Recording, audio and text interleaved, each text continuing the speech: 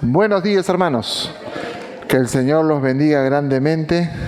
Ubiquemos, por favor, el libro de Marcos. Marcos capítulo 7.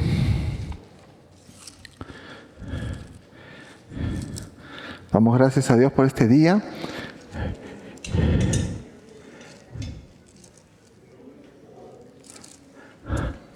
Quería comentarles que el pastor Paul está de viaje. Él está en Huánuco, ¿sí? Está participando como miembro del Consejo Directivo Nacional en la celebración de los 100 años de la iglesia de Huánuco 28, allá en esta región. ¿Sí? Es la primera iglesia que se fundó justo el año que vinieron los misioneros, una de las iglesias importantes allá. 100 años están cumpliendo ellos. Así es que él está participando de este tiempo tan especial allá. Estemos orando también, él está de retorno, Dios mediante, para el día lunes. Estemos orando por su retorno.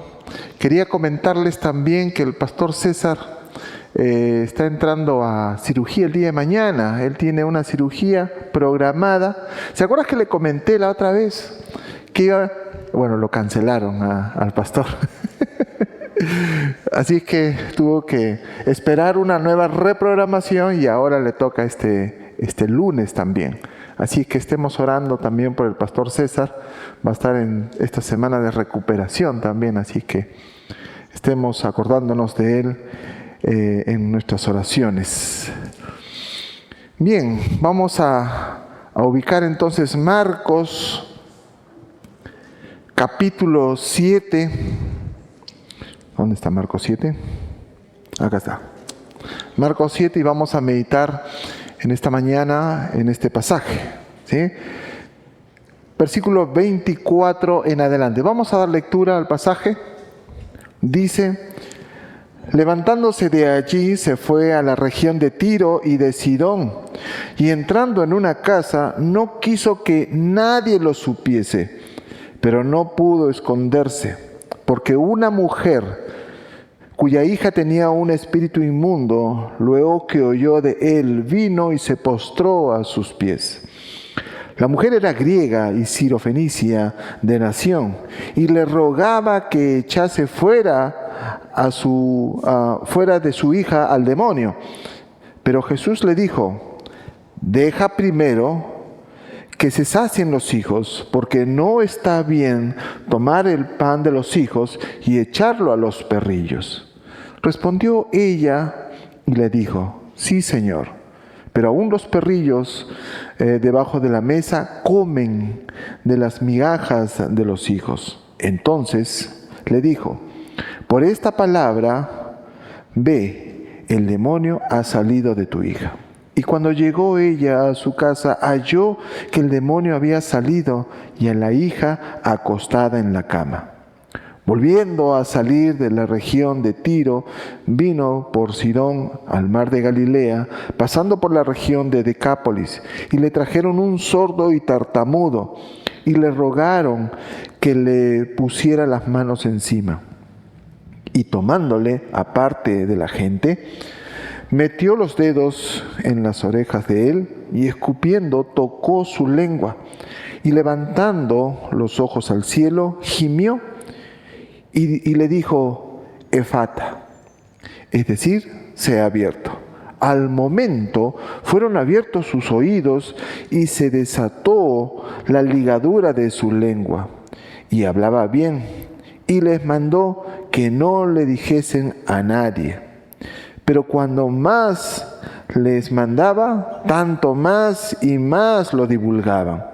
Y en gran manera se maravillaban, diciendo: bien lo ha hecho todo. Hace a los sordos oír y a los mudos hablar. ¿Sí? Cuando la gracia de Dios trasciende las fronteras, he titulado este pasaje, ¿no? Cuando la gracia de Dios no se limita solo a un pueblo, sino que es tan abundante que necesita ir más allá, ¿no? Más allá de nuestros límites, más allá de todo prejuicio, ¿no? Y es un poco la temática que se toma acá, porque recordemos que en el encuentro que ha tenido Jesús con los religiosos ha habido mucho de ello, muchos límites, ¿no? A la palabra de Dios, ¿se acuerdan? ¿No? Había muchas tradiciones de los ancianos que limitaban el mandamiento de Dios, pero también había mucho prejuicio. ¿Por qué? Porque veían a los discípulos que comían con las manos sin haberse lavado, ¿no?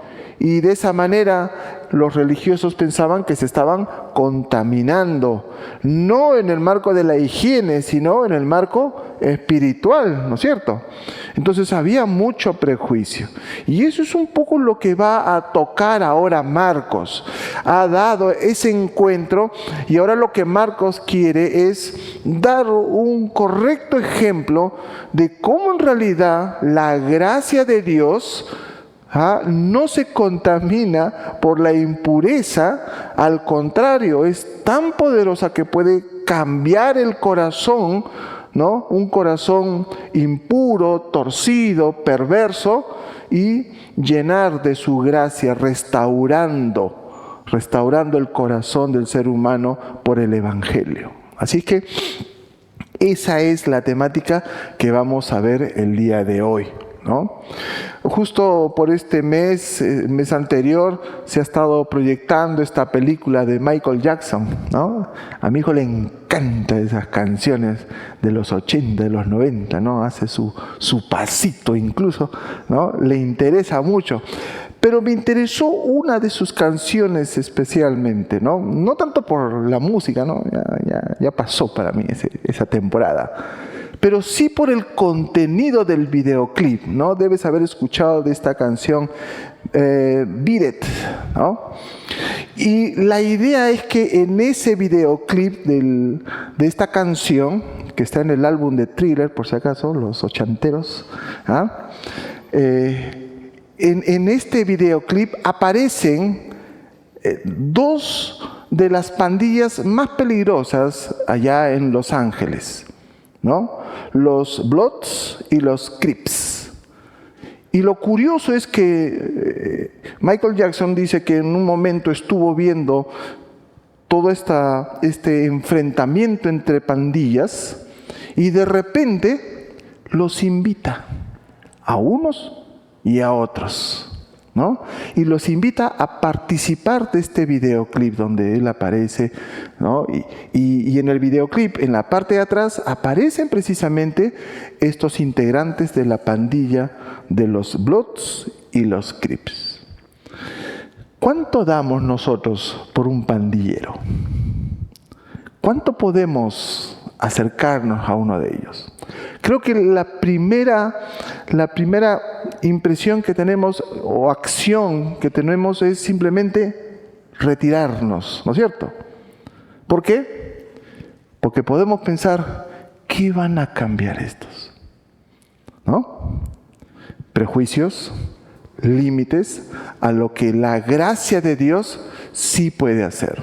Donde nosotros fracasamos, la gracia de Dios sobreabunda para toda persona. Así nosotros llegamos al Evangelio, por ejemplo, ¿no es cierto? ¿Quién daba algo por nosotros? Nadie. Fue la gracia de Dios más bien que trascendió los límites y ahora tenemos no solo uno, muchos que conocen de Jesucristo y su gracia, ¿no? Los religiosos de ese tiempo, los religiosos judíos y en sí todo el pueblo judío, tenían claro que no todos son dignos de Dios. Eso lo tenían bien claro. Por eso ellos tenían esas tradiciones, ¿no? Que hacían una división bien clara entre los judíos y el resto del pueblo, los gentiles, ¿no? Para ellos había simplemente una gran división. Los judíos, por un lado, los dignos de ser, ¿no? De recibir la gracia de Dios, y el resto. Gentil es una palabra despectiva de parte de los judíos. Pero tanto era también el afán de cuidar todo ello, que aún en su mismo pueblo habían hecho también una división. Y estaban los dignos de recibir la gracia y los pecadores. Y ahí estaban todas las prostitutas, los recaudadores de impuestos, ¿no? Los pecadores, todos estaban metidos en ese bolsón. ¿Quiénes se libraban? Los fariseos, los doctores de la ley. Ellos decían ser los dignos, ¿no? Y lo que este pueblo estaba generando era precisamente límites, división, prejuicios. Ha provocado dentro de su nación también un prejuicio para impedir que la gracia de Dios pueda ser recibido también en medio de su propio pueblo.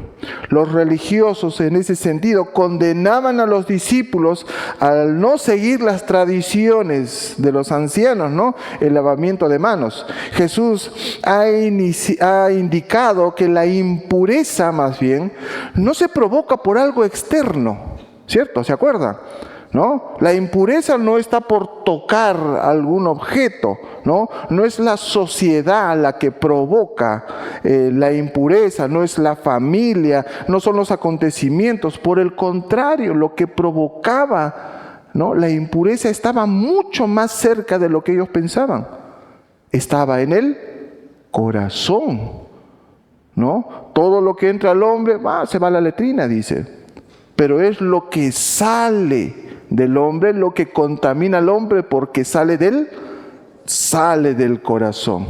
Y en ese sentido, ahora Marcos nos va a ayudar a poder colocar dos ejemplos claros de cómo es que Jesús irrumpe, va más allá de los límites, va más allá de los prejuicios, para demostrar que la gracia de Dios es mucho más sobreabundante, es mucho más rica y también puede restaurar todo corazón. ¿Ok? Así que vamos a estar desarrollando, tenemos dos bloques grandes sobre la mujer sirofenicia y este hombre, y vamos a estar hablando sobre la gracia de Dios que trasciende las fronteras. Acompáñame a orar, oremos un poco, pidámosle al Señor que nos guíe en este tiempo. Padre, te damos las gracias, Señor, por tu presencia. Queremos pedirte que tú dirijas, Señor, este tiempo, instruyas nuestra mente, nos des, Señor, claridad para poder entender este pasaje que vamos a tocar y nos ayudes a nosotros a aplicar tu mensaje a nuestras vidas. Te lo pedimos, Señor, en el nombre de Cristo Jesús. Amén. Amén. El pasaje inicia con la salida de Jesús de Genezaret. Nota lo que dice el verso 24. Verso 24, Marcos capítulo 7, verso 24. Dice, levantándose de allí, se fue a la región de Tiro y de Sidón. Y entrando en una casa, no quiso que nadie lo supiese. Pero no pudo esconderse, dice, ¿no? Jesús está saliendo de la región de Genezaret, donde se desarrollan los acontecimientos anteriores, hacia una región gentil de Fenicia, en dirección a las ciudades de Tiro y de Sidón. Tiro se encontraba alrededor de 80 kilómetros más o menos de Galilea, hacia el norte está ubicado, hacia el mar Mediterráneo, ¿no? Sería hacia el este, ¿no? Noreste de Israel, ¿no? Y Sidón se encontraba mucho más arriba todavía. Había que cubrir otros 150 kilómetros más aproximadamente, más al norte todavía, ¿ah? Por ahí estuvo andando Jesús, ¿ya? Estas dos ciudades estaban pegadas al mar Mediterráneo al norte de Israel. Marcos no indica por qué se retira a esta región. No lo indica, específicamente no lo indica, ¿no? Lo único que menciona es que quería entrar en una casa sin que nadie lo supiese. O sea, calladito nomás. De repente, era una forma de salir del ojo público en ese momento. Recuerden que ha tenido otro enfrentamiento con los fariseos que habían venido desde Jerusalén. Por lo tanto, estaba incrementando ya también la oposición al mensaje de Jesús. Por lo tanto, de repente no tuvo mejor idea de salir con todos sus discípulos e ir y salir por allá. El problema está en que no pudo esconderse. No pudo hacerlo. ¿Por qué? Porque una mujer de la región, ¿no? de esta región, una cananea, lo busca de manera insistente, se entera y comienza a buscarlo. Esta región es considerada por los judíos una región gentil y a la vez una región impura. Era muy despreciable esta región de Fenicia, ¿no? ¿Por qué? Porque ahí nació la adoración a Baal. El dios Baal nace ahí precisamente en esta región de Tiro y de Sidón. Ahora, si tú has leído el libro de los Reyes, vas a darte cuenta que hay un personaje que ha nacido en Sidón llamada Jezabel. Esta mujer era una sacerdotisa también. Y fue ella la que introdujo el culto a Baal en el reinado del norte, porque ella era esposa del rey Acab. Entonces trajo toda la religión de Baal a Israel.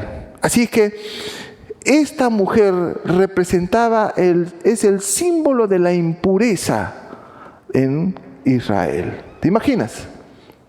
O sea, nota que están hablando de impureza anteriormente porque no se lava las manos, porque no lavan los jarros, porque no lavan las tazas y todo lo demás. Y acá Marcos está haciendo esa conexión para darnos, ¿no?, a entender cómo es que ahora Jesús va a tomar el tema de la impureza y cómo es que la gracia de Dios va a trascender sobre la vida de estos personajes que vamos a estudiar. Entonces, ¿qué nos quiere enseñar en relación a la gracia de Dios? En sus bosquejos tienen a estos dos personajes, hay dos grupos, y vamos a ir estudiando uno por uno y vamos a aprender algunos puntos importantes. En primer lugar, debemos entender que la gracia de Dios cruza toda frontera, ¿no?, por una fe genuina. Cuando se encuentra con una fe genuina, la gracia de Dios se puede desarrollar con libertad. ¿Sí? Dicen los versículos 25 al 27.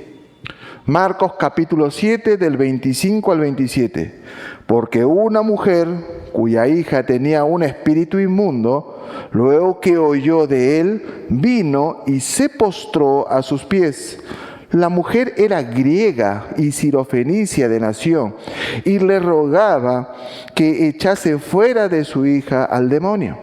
Pero Jesús le dijo: deja primero que se sacien los hijos, porque no está bien tomar el pan de los hijos y echarlo a los perrillos. La historia comienza con una mujer que tenía un serio problema. Su hija, ¿no?, tenía un espíritu inmundo.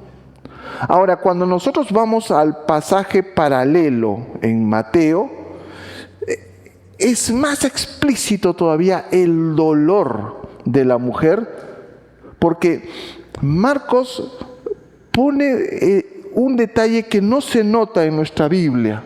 Solo dice hija, ¿no? Pero la palabra en el griego, en el original griego, está en un diminutivo. No es hija, es hijita. ¿Ah? Y cuando nosotros leemos a Mateo, podemos entender que dice: mi hijita es gravemente atormentada por un demonio, lo que le está diciendo. Cuando nosotros tenemos nuestros hijos, son siempre nuestros bebés, ¿no es cierto? Y así tenga 20, 30, 40 años, siguen siendo nuestros hijitos, ¿no? El griego es un lenguaje muy específico. Lo que está queriendo decir acá es que esta mujer amaba mucho a su hija. Amaba mucho a su hija. Pero ante el pedido que hace la mujer, Jesús tiene una primera intervención que va a llamar la atención del lector. Roza incluso lo ofensivo, lo insensible incluso. Con su respuesta hace una clara diferencia entre los hijos y los perrillos. Los hijos y los perrillos. Obviamente, Jesús está hablando en una parábola y Mateo nos da otras señales más para darnos cuenta del impacto que tuvo esta mujer. Por favor, ubique Mateo capítulo 15, versos del 22 hasta el 26, por favor. Vamos a darnos cuenta cómo Dios en este momento, Jesús, se comporta duro con esta mujer. Mateo capítulo 15, versos del 22 hasta el 26. Dice: y he aquí una mujer cananea que había salido de aquella región clamaba diciendo: Señor, Hijo de David, ten misericordia de mí. Mi hija es gravemente atormentada por un demonio. Pero Jesús no le respondió palabra. ¿Notas? Esta mujer está abriendo su corazón, está clamando a Jesús y Jesús no dice ni una palabra. Terrible. Qué insensible podríamos pensar nosotros. Sigue diciendo: entonces, acercándose sus discípulos, le rogaron diciendo: despídela, pues da voces tras nosotros. ¿No? Los insensibles eran los discípulos más bien, ¿no? Nos está haciendo mucha luz, ya, deshazte de ella, es lo que está diciendo acá. Los insensibles son los discípulos más bien, él no le interesa nada. Noten que hay prejuicio. ¿Por qué? Son judíos. Jesús es judío. Los discípulos son judíos y ellos sabían bien en claro de que había una diferencia entre los judíos y cualquier otra persona que no sea judía. Hay mucho prejuicio acá. Sigue diciendo: despídela, pues da voces tras nosotros. Él respondiendo dijo: no soy enviado sino a las ovejas perdidas de la casa de Israel. En otras palabras, Mateo pone mucho más en claro en este momento la propuesta de Jesús. No la voy a atender. No la voy a atender. Entonces dice que ella vino y se postró ante él diciendo: Señor, socórreme. Nota la angustia que tiene en este momento esta mujer. Socórreme. No socorre a mi hija, a mí socórreme. ¿No? Y el verso 26, respondiendo él: no está bien tomar el pan de los hijos y echarlo a los perrillos.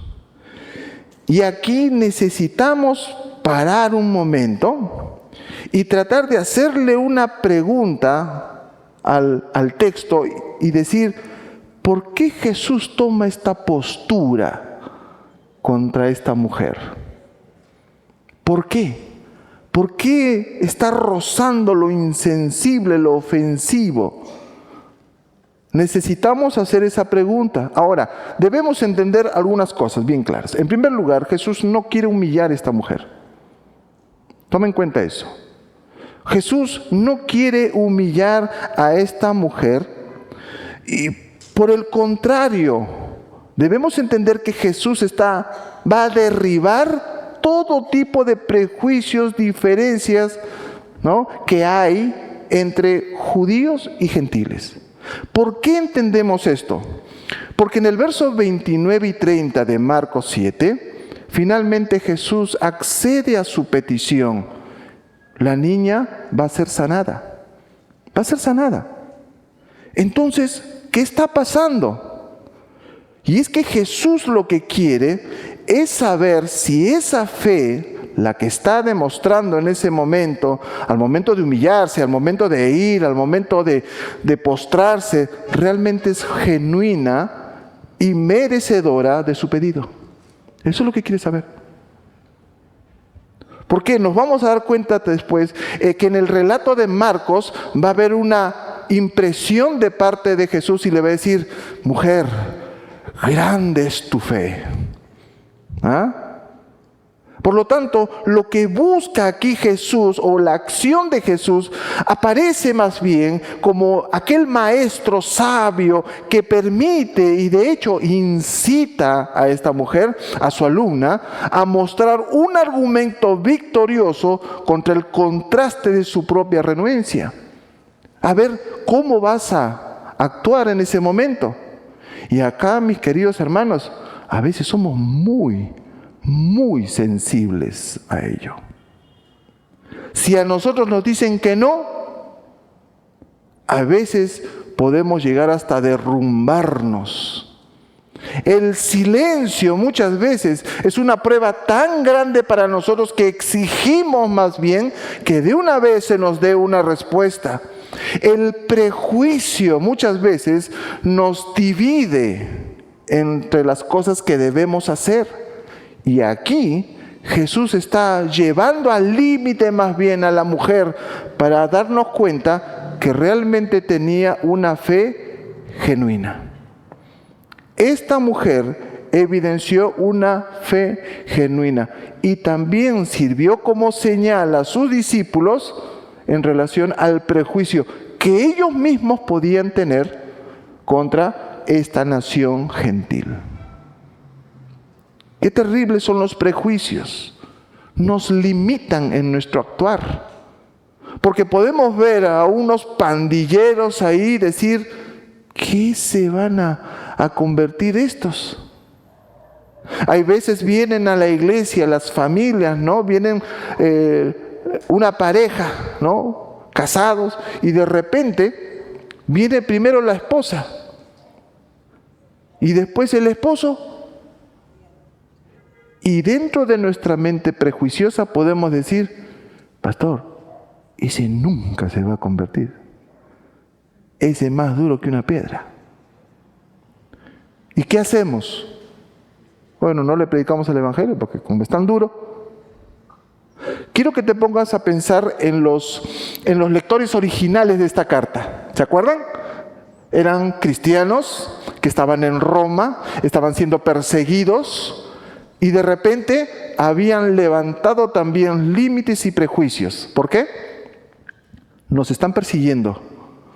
Estos no pueden ser hijos de Dios. No creemos que mejor ni les predicamos, porque si les predicamos, al contrario, nos van a arrestar y nos van a matar.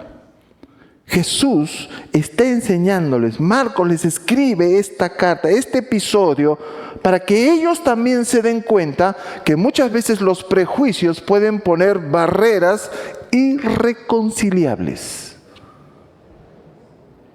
Y eso es lo que ocurre cuando ponemos un prejuicio entre los cónyuges, entre padres e hijos, hijos y padres, entre amigos, entre empleador, empleado, entre los que somos creyentes y los que no son creyentes. Podemos levantar barreras irreconciliables. Aquí Jesús más bien está cruzando esas barreras, echando abajo los prejuicios para darse cuenta que la impureza que ellos profesaban, los religiosos profesaban, no es un límite para poder, no es límite a la gracia de Dios para poder transformar el corazón donde realmente estaba el problema. Y esta mujer aparece como una luz, ¿no?, en medio de un mundo de tinieblas. Los prejuicios muchas veces se van a levantar de manera irreconciliable es lo primero que debemos tener en cuenta. ¿Qué necesitamos hacer? Seguir predicando el Evangelio. Porque nuestros límites están hasta ahí nada más. Pero el Evangelio trasciende, va más allá. Y donde hay fe, no va a tener límites la gracia de Dios. Así que no nos cansemos, mis queridos hermanos, en seguir predicando el Evangelio. El segundo punto es que la gracia de Dios es desbordante, es amplia, es imparable. La gracia de Dios es así, es imparable. Leamos Marcos capítulo 7 del 27 al 30. Pero Jesús le dijo: deja primero que se sacien los hijos, porque no está bien tomar el pan de los hijos y echarlo a los perrillos. Respondió ella y le dijo: sí, Señor, pero aún los perrillos debajo de la mesa comen de las migajas de los hijos. Entonces le dijo: por esta palabra, ve, el demonio ha salido de tu hija. Y cuando llegó ella a su casa, halló que el demonio había salido y a la hija acostada en la cama. La respuesta de Jesús debió haberle dejado muy impactada a la mujer, pero no derrumbó su fe. No derrumbó su fe. Hay veces cuando nos llaman la atención a nosotros de manera fuerte, ¿no? El pastor seguro tiene algo contra mí, y se va. Pero esta mujer recibió, ¿no?, toda la descarga de Jesús, imagínate. No se amilanó, su fe seguía fuerte y vigorosa. Ahora, Marcos ya ha dicho anteriormente que Jesús daba su doctrina por medio de parábolas. La respuesta de Jesús es una parábola. En este caso, ¿quién representa a los hijos? El pueblo de Israel. ¿Quién representa a los perrillos? Los gentiles, ¿no? Los gentiles son esos perrillos. Pero el sentido de la parábola no es dejar de lado a los gentiles, por si acaso. El sentido de la parábola no es dejar de lado a los gentiles. Por todo lo contrario, la idea de la parábola es exhibir un progreso escatológico, un progreso escatológico de la revelación del Evangelio. ¿Quién va a ser afectado primero por la gracia de Dios? Los judíos. Y luego los gentiles. Y eso lo podemos demostrar con un pasaje en el Nuevo Testamento que está en Romanos capítulo 1, verso 16. Ubica, por favor, que es importante. Pon ahí un separador en Marcos y ubica Romanos capítulo 1, verso 16. Pablo hace mención cuando presenta el Evangelio a la iglesia en Roma. Y dice el versículo 16: porque no me avergüenzo del Evangelio, porque es poder de Dios para salvación a todo aquel que cree, al judío primeramente, y también al griego. En una segunda etapa, al griego. ¿Se cumple esto? Sí. Debemos ubicar Hechos capítulo 10, como Cornelio apertura todo ello, el Espíritu Santo llegando a los gentiles. En esta parábola, Jesús está dándole a esta mujer, ¿no?, el verdadero sentido escatológico. Todavía para el tiempo de Jesús no ha llegado la crucifixión, todavía falta. Entonces está diciendo: espérate un ratito. No le está negando. Mateo más bien es más implacable, ¿no? Dice: no hay más, primero los hijos. Pero Marcos están dando un sentido progresivo. Primero a los hijos y luego a los gentiles. Pero eso no nos debería impresionar. Lo que impresiona más en este pasaje es el claro entendimiento de la mujer. Y por ello, notamos que este personaje, esta mujer sirofenicia, pagana, impura, demuestra un claro entendimiento en el mensaje de Jesús. Es la primera y creo que la única persona que entendió el mensaje de Jesús. ¿Por qué decimos eso? Porque mientras que los religiosos no entendieron el mensaje de Jesús, tenían la ley, los profetas, todo el libro, los libros históricos, no entendieron. El pueblo no entendía tampoco el mensaje de Jesús. Los discípulos, ¿entendían los discípulos? Tampoco, porque había dureza en su corazón. Ni los religiosos, ni el pueblo, ni los discípulos, nadie entendía. Y una mujer pagana entiende con toda claridad el mensaje de Jesús. Porque la respuesta inmediata de esta mujer es: sí, Señor, tú tienes razón. Es primero a los hijos, luego a los perrillos. Así con toda claridad ella evidencia el entendimiento del tema de Jesús. Prueba que Jesús estaba no humillando, más bien instando a esta mujer, induciendo a esta mujer para que su fe siga creciendo más y más y más. El argumento de esta mujer es un argumento humilde, respetuoso, pero también es asertivo y perspicaz. Porque ella argumenta: aún los perrillos debajo de la mesa, ¿qué ocurre? Comen. Señor, tu gracia es tan abundante que sobreabunda. Todos se pueden saciar. Yo no te pido una abundancia. ¿Qué te pido? Una migaja. Ahora, cuando habla acá de los perrillos, esa palabra es importante. Porque no está hablando de aquellos perros carroñeros que habían en ese tiempo. No es como ahora, ¿no? Usted tiene de repente su mascota, ¿no? Le pone nombre, lo baña, lo vacuna, lo lleva a estas tiendas, ¿no? Le ponen nombres estrombóticos, Bobby lo llaman, ¿no? Bueno, en ese tiempo no había mascotas. Los perros no eran mascotas. Eran animales carroñeros, animales salvajes. Pero la palabra perrillo está en diminutivo griego. Eso quiere decir que está hablando de un cachorrito, de un bebé perrito. Y es curioso porque la palabra los hijos también está en diminutivo.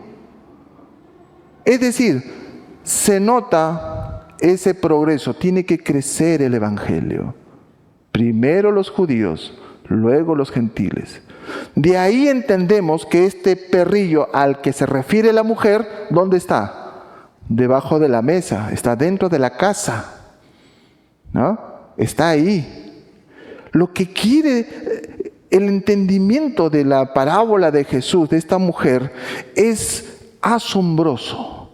Capta inmediatamente la idea de Jesús. Señor, sí, es verdad, yo no soy digna de poder pedirte algo, pero esa gracia que tú tienes es tan abundante, que yo solo quiero una migajita, y con esa migajita yo me voy a saciar. Díganme si esto no es un corazón tan humilde. Y es que solo un corazón humilde puede evidenciar una gracia tan abundante. A veces nosotros exigimos la gracia de Dios antes de poner humildad en el corazón y simplemente gracias, recibir lo que el Señor nos da. Exigimos tanto que la humildad que debería abundar en nuestro corazón se vuelve orgullo, se vuelve orgullo. Y qué peligroso es el orgullo. San Agustín dice, el orgullo convirtió a los ángeles en demonios. Y Satanás utiliza la soberbia como uno de sus recursos preferidos para apartarnos de Dios y de su ayuda.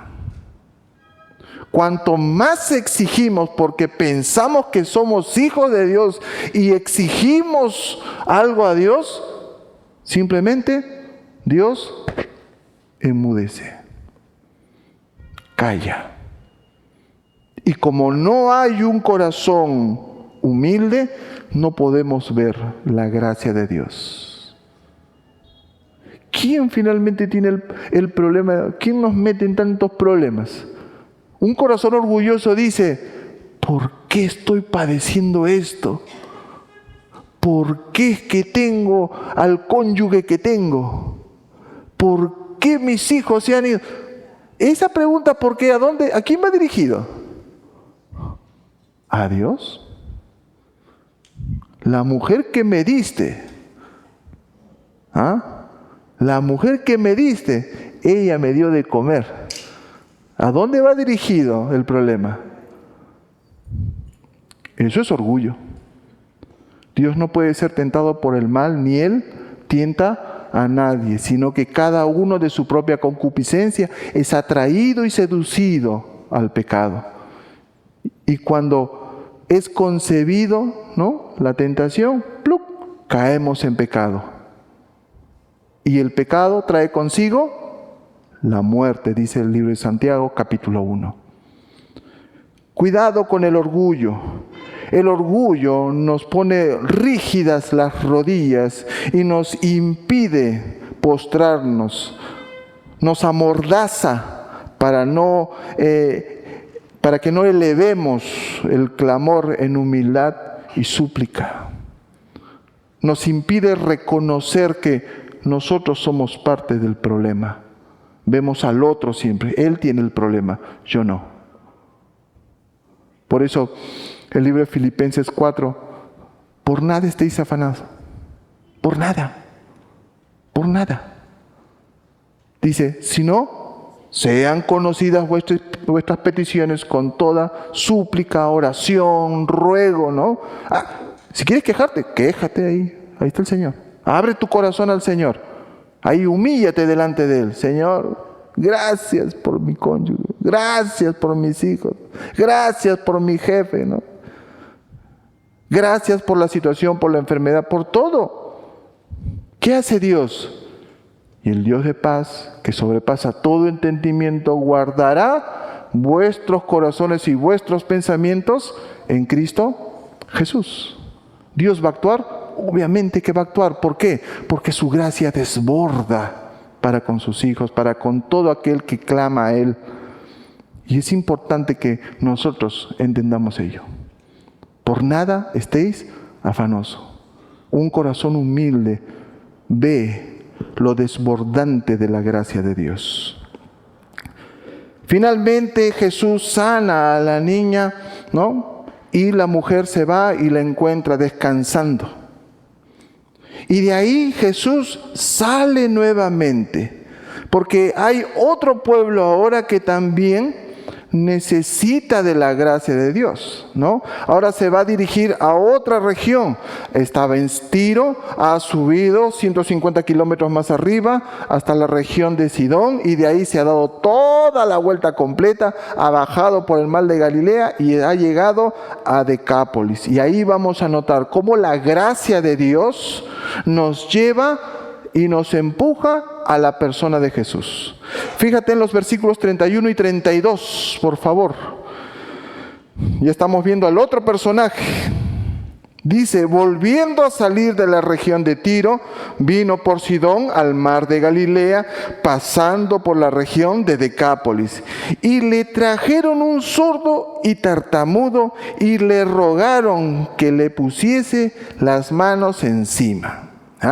Por si acaso no querían que lo agarraran, no, quería que lo sanara más bien, Fíjate en esto, quiero que pienses en esto.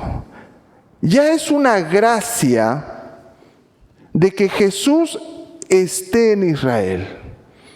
Israel fue bendecida en ello, tenía la ley, los profetas, todo tenía Cristo mismo. Esa generación conoció a Jesucristo mismo, ¿sí?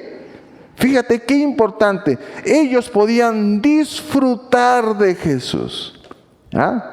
Podían disfrutar. Ahora, si no querían disfrutar de Jesús era porque su corazón estaba duro. Pero los que disfrutaron ahí, disfrutaron de la sanidad, de las enseñanzas, de la admiración, de cómo era Él.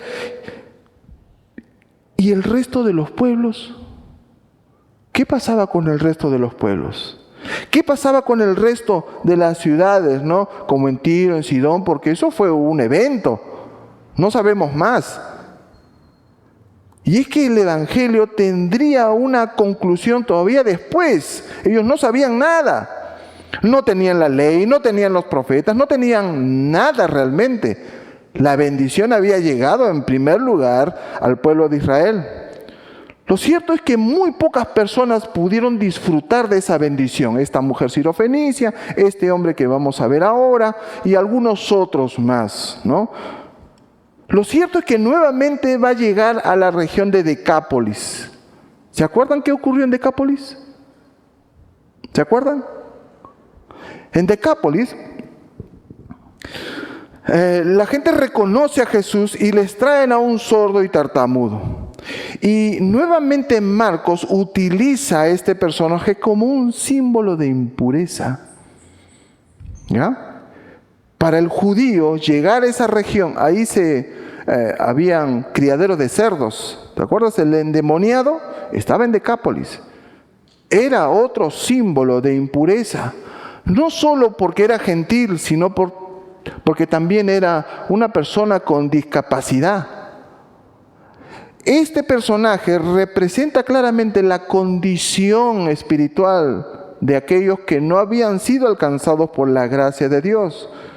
Y podemos entender un poquito la vida de este hombre porque debió haber sido muy dura. El endemoniado, por ejemplo, ¿dónde vivía? ¿Se acuerdan? El endemoniado gadareno, que lo vimos ahí por el capítulo 5, creo. ¿Dónde vivía? En las tumbas, dice, ¿no? Se metía ahí en la tumba y ahí dormía. ¿Quién lo hubiera querido en su casa? Nadie lo hubiera querido. Esa sociedad lo desplazó a ese lugar. ¿Cómo estaba vestido? Con short, pantalón. ¿Cómo estaba vestido? Dice que estaba desnudo, ¿no? La condición estaba completamente desnudo. El pueblo lo tenían tan desplazados que lo habían amarrado con cadenas, grillos y grilletes, ¿no? Pies y manos, y con su fuerza ¡fua! Se desataba inmediatamente. La sociedad ahí tenía un problema espiritual. Ese hombre, ¿no? El hombre endemoniado, tenía un problema espiritual. Les pregunto, ¿nuestra sociedad también tiene problemas espirituales? ¿Qué opinan? ¿Y cómo tratamos lo que ya no podemos tratar? Lo cierto que este pueblo, al no poder tratar a estas personas diferentes, simplemente los desplazan. Los desplazan. Por eso digo que este hombre que es sordo y también tartamudo, tuvo que haber tenido una vida muy, muy dura. Pero, ¿cuán igual es esta sociedad con nuestra sociedad? Que ante la incapacidad que tenemos, podemos llegar a menospreciar y nuevamente prejuiciar, poner barreras, tener límites con lo que ya no podemos hacer. Pero algo destacable de esta sociedad es lo que hace. Fíjate nuevamente. Verso 31, volviendo a salir de la región de Tiro, vino a Sidón, del mar de Galilea, pasando por la región de Decápolis. Y dice el verso 32, y le trajeron. ¿Quién trajo? ¿Quién trajo? Debe haber un grupo de personas, ¿no? Que estaría cansado de este hombre y simplemente no sabemos si eran familiares, no se dice nada, simplemente una porción del pueblo, al notar su incapacidad y al haber escuchado algo de Jesús, no tuvieron la mejor idea que llevárselo a él. Y saben que lo bueno acá es que cuando nuestra capacidad llega a su límite, hay una gracia desbordante que aparece con Cristo Jesús. Y eso es lo que quiere dar a conocer Marcos acá. Nosotros vamos a tener límites sobre límites. Pastor, no puedo, ya no puedo más, ya quiero renunciar, quiero salir, estoy cansado, jefe, ya no puedo más. Hay una gracia sobreabundante cuando podemos ir a Jesús nuevamente. Y eso es lo que encontró este pueblo, ¿no? En una región gentil. El ser humano tiene una discapacidad. El ser humano tiene una seria discapacidad que es imposible para el ser humano poderla curar. Se llama pecado. Y donde nosotros queremos hacer algo, ¿no?, para reformar a la persona, para cambiarlo, podemos llevarlo a centros, podemos llevarlo al hospital, podemos llevar a los profesionales, al psicólogo, al psiquiatra, a todo lugar, siempre vamos a tener límites. Y cuando ya no podemos más, necesitamos volver a ver a Jesús e ir a Jesús. Mi querido amigo que nos visitas, usted necesita ir a Jesús. Porque al margen de sus dolencias, de su problemática, hay algo que está alterando todo su ser, que le impide tener en claro lo que debe actuar como esposo, como padre, como hijo, como empleado, como actor en nuestra sociedad. Y comienza en el corazón del hombre porque tenemos pecado. Y el pecado nos lleva a algo peor que una sordera espiritual. Nos lleva a una grande condenación. Una grande condenación. La Biblia dice que todos somos pecadores. Y la Biblia trae más bien a Jesús para dar de esa sobreabundante gracia que puede transformar a la persona, cambiar el corazón por completo. Y por eso es que usted necesita de Cristo.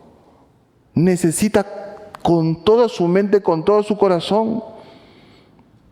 Porque de esa manera comienza en el corazón y sale hacia los demás para una restauración. Finalmente, la gracia de Dios trae restauración. La gracia de Dios va a provocar una restauración completa. Fíjate lo que dice los versículos 33 en adelante. Y tomándole aparte de la gente, metió los dedos en la oreja de él, y escupió y tocó su lengua. Y levantando los ojos al cielo, gimió y le dijo, Efata, es decir, sea abierta. Y al momento fueron abiertos sus oídos y se desató la ligadura de su lengua y hablaba bien. Y les mandó que no le dijesen a nadie. Pero cuando más le mandaban, tanto más y más lo divulgaban, y en gran manera se maravillaban diciendo, bien ha hecho todo, hace a los sordos oír y a los mudos hablar. ¿No? Acá debemos notar algo muy curioso. Jesús, a diferencia de la mujer, es condescendiente con este hombre. ¿Se han dado cuenta? ¿Cómo la trató a la mujer? No, tú puedes, vamos, sigue. No le habló, no le dijo nada. Estas personas están trayendo a este hombre y Jesús está siendo muy delicado con este hombre. ¿Por qué? No lo sé. No lo sé, mis queridos hermanos, ¿por qué? Lo único que sé es que Dios va a tratar con cada una de las personas de manera diferente. Cada uno de nosotros tenemos un mundo diferente entre lo que vivimos, lo que pasamos. Mi experiencia no va a ser igual a tu experiencia. Y yo creo que en este caso Jesús fue muy distinto por muchas razones, ¿no? Por muchas razones, pero que no podría precisarlos. Lo único que puedo precisar es que Dios trata a las personas de manera muy diferente, bajo su voluntad. ¿Ya? Y en este caso utiliza una metodología completamente distinta, porque va a ser bien atento realmente. Acompáñeme nuevamente en esa lectura. Dice, en primer lugar, que lo tomó, ¿no?, aparte de la gente. Ya este hombre habría sido humillado muchas veces y no quería también hacer de esa sanidad un marco de sensacionalismo en ese momento. Lo llevó, ¿no?, tratando de darle cierta dignidad por lo que va a hacer. Y ahora comienza a ser algo medio raro, que para nosotros es raro, ¿no? Para nosotros es raro, pero para ese momento debemos entenderlo como un lenguaje. ¿Cuál era el problema de esta persona?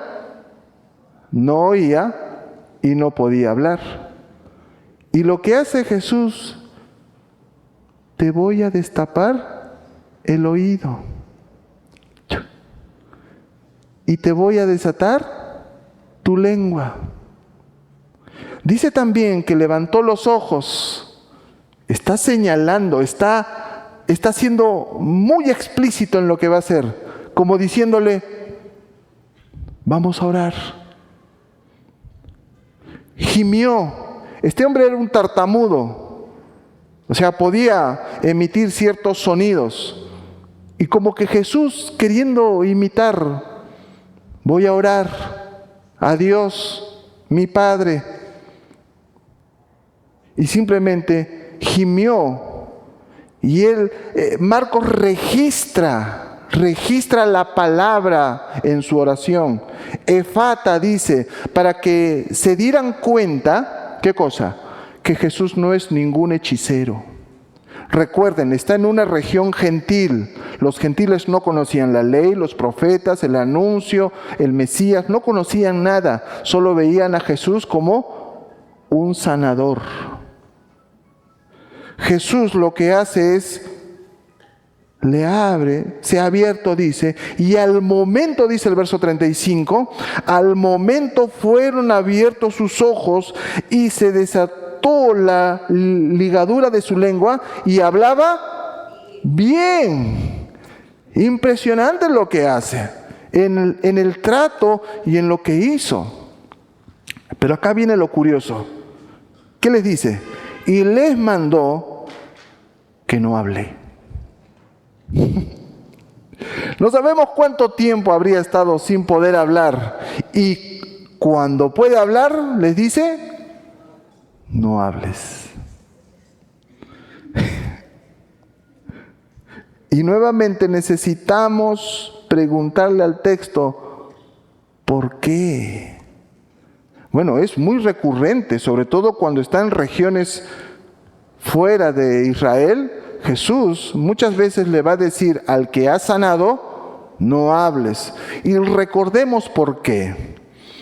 El evangelio en ese momento no había culminado. Escatológicamente todavía no estaba la cruz, no está la resurrección, no está la presencia del Espíritu Santo, no hay nada de ello. Por lo tanto, si este hombre hablaba de su sanidad, podría estar tergiversando el evangelio. ¿Qué sería el evangelio para este hombre? Me ha sanado y punto, no hay más. Y no podemos hacer ello. Por eso la intención tan grande para este hombre, para todos los que estaban ahí, no hablen, no digan, no mencionen. Dice un autor, Jesús podía mandar callar al viento, las aguas, echar abajo los demonios, pero no podía hacer callar a esta persona. No podía.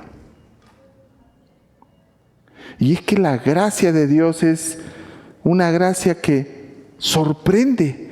Mira cómo es el impacto que tiene en el versículo 37. Y en gran manera se maravillaban. Era un impacto fuerte, diciendo, bien lo ha hecho todo. Bien lo ha hecho todo. Hace a los sordos oír y a los mudos hablar. Un eco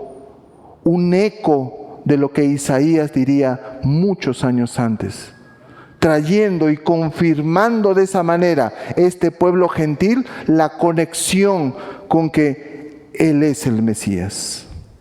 Él es el verdadero Mesías.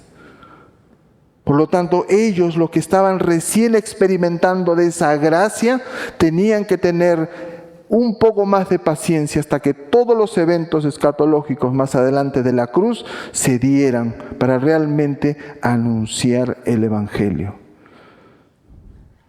Las últimas palabras de Beethoven, usted sabe quién fue Beethoven, ¿no es cierto? Murió siendo sordo, prácticamente, ¿no? Tremendas sinfonías que desarrolló, pero murió siendo sordo. Y dice que las últimas palabras de Beethoven fue, en el cielo oiré. Así murió, con el deseo de, diciendo, en el cielo oiré.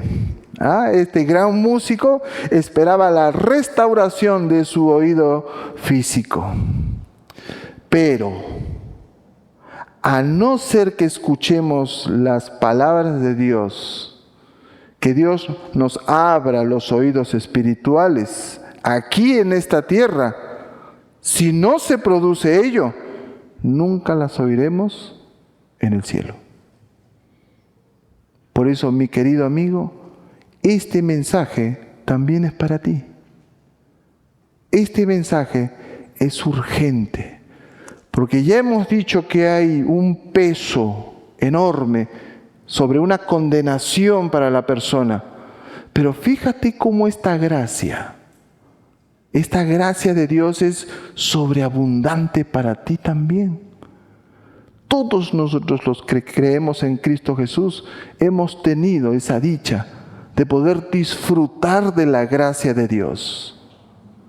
Y también usted puede recibir esa gracia. Es posible, ¿no?, que usted también tenga ese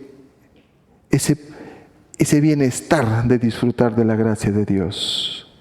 En conclusión, cada uno de estos personajes representa el estado espiritual de las personas, ¿no?, de toda la humanidad. Por un lado, la desesperación ante la presencia de la angustia, la muerte y la incapacidad de una solución. Por otro lado, también está lo distante que se hace Cristo por no saber nada de Él. Los gentiles no conocían nada del Mesías.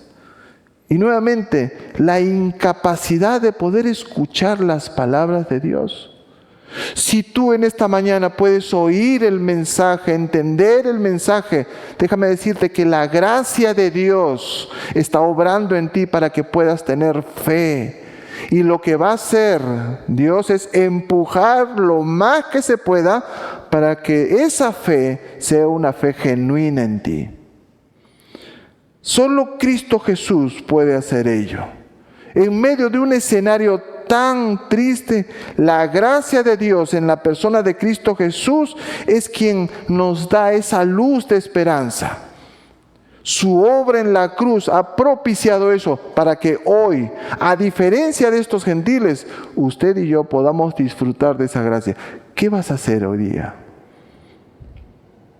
Ruego a Dios que tú también, por medio de esa gracia, sean abiertos tus oídos, desatada tu lengua para confesar que Jesús es el Señor. Vamos a orar. Padre, te damos las gracias, Señor, por tu gran misericordia. Te bendecimos por ello.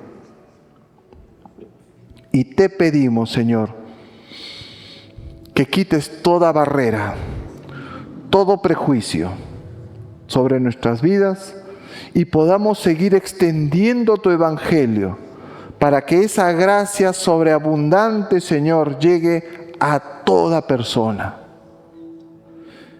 Y queremos pedirte en especial por aquellos que están aquí junto a nosotros, que todavía no han experimentado de esa gracia que puede salvar, esa gracia que puede restaurar, esa gracia que puede transformar el corazón más duro. Te pido, Señor, y te pedimos por aquellos nuestros amigos que nos visitan el día de hoy, que tú también puedas darle convicción de fe.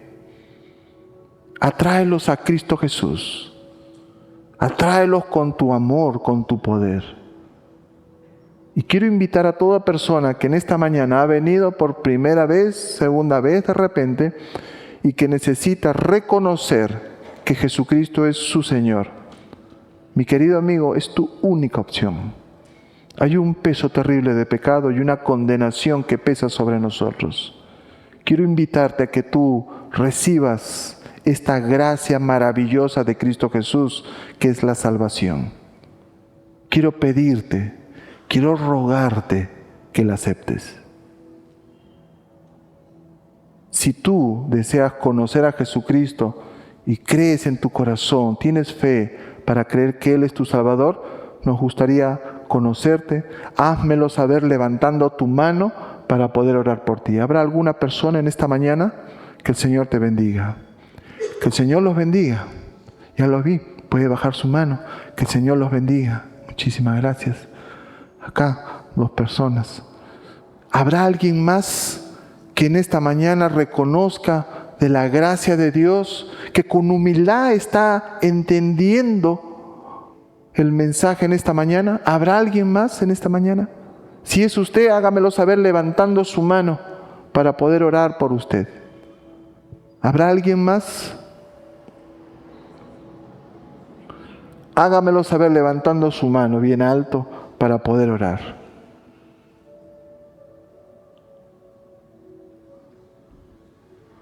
Vamos a orar. Señor, gracias, Señor, por tu amor, desbordante gracia y misericordia, Señor, sobre cada uno de nosotros. Mientras muchos, Señor, pueden haber puesto prejuicios, límites, Señor, tu amor, tu gracia desbordante nos ha alcanzado, Señor. Y te doy gracias por cada una de las personas que en esta mañana reconocen también con humildad de esa gracia desbordante tuya. Señor, sálvalos. Afirma la fe que están profesando al momento de levantar su mano. Afirma, Señor, la fe y tráelos una vez más, Señor, hacia ti. Padre, tú has prometido que toda persona que cree en ti, que recibe a tu Hijo Jesús, tú lo haces como uno de sus hijos también. Señor, atráelos una vez más, Señor, a tu seno. Tenlos cerca, Señor. Dale la convicción que ahora son nuevas criaturas. Te damos las gracias por ello. En el nombre de Cristo Jesús. Amén. Seguramente se les va a acercar a algunas personas, a todos los que levantaron su mano, ¿sí? Se les va a acercar una persona. Quisiera compartir con ustedes una información. Así es que seguramente les van a invitar. Tómenlos en cuenta, por favor. Mis queridos hermanos, que el Señor los bendiga grandemente.